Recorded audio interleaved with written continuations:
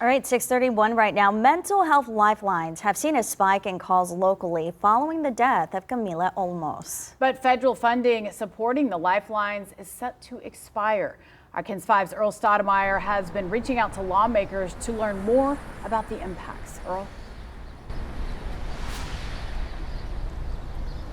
Audrey, Vanessa, the expired funding means there will be less resources going to mental health support in San Antonio, and this is also raising fear for statewide layoffs at the call centers. Now, there are 5 988 call centers in Texas. In between 2 grants, it costs $19 million to have local crisis intervention specialists take our calls. Now, one of the grants of nearly $11 million will expire in September. If the state doesn't provide its own funding, jobs will be cut and partnerships to local mental health organizations like the National Alliance of Mental Illness San Antonio will be lost. The number were to disappear, we go back to probably what we had before, which is people calling 911, which is for any emergency. And part of the purpose of establishing 988 was to separate out those calls that were distinctly mental health related so that they could be directed to the right kind of response.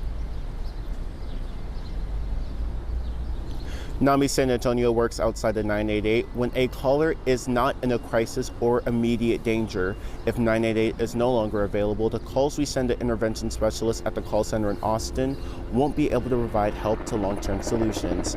In the summer, Senator Jose Menendez was a primary sponsor to establish the 988 Suicide and Crisis Lifeline Trust Fund.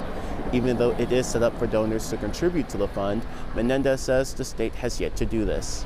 A lot of things that the state puts dollars towards that aren't actually saving lives like this lifeline does. And so that's what I'm hoping to do. I'm hoping that maybe next session we can find the appropriate source of revenue for this.